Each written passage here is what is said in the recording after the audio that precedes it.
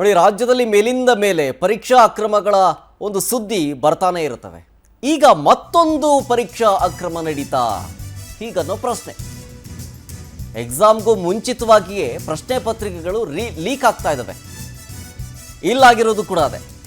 ರಾಜ್ಯದ ಪ್ರತಿಷ್ಠಿತ ವಿವಿಯಿಂದ ಪ್ರಶ್ನೆ ಪತ್ರಿಕೆ ಸೋರಿಕೆ ಆಗಿದೆ. ರಾಜ್ಯ ಕಾನೂನು ವಿವಿಯಿಂದ ಪ್ರಶ್ನೆ ಪತ್ರಿಕೆ ಸೋರಿಕೆ ಆಗಿದೆ ಅನ್ನೋ ಆರೋಪ ಕೇಳಿ ಬರ್ತಾ ಇರೋದು. ಜನವರಿ 23ನೇ ತಾರೀಕು ನಡೆದಂತಹ ಪರೀಕ್ಷೆಯ ಪ್ರಶ್ನೆ ಪತ್ರಿಕೆ ಸೋರಿಕೆ ಆಗಿದೆ, ಲೀಕ್ ಆಗಿದೆ ಕ್ವಶನ್ ಪೇಪರು ಅಂತ.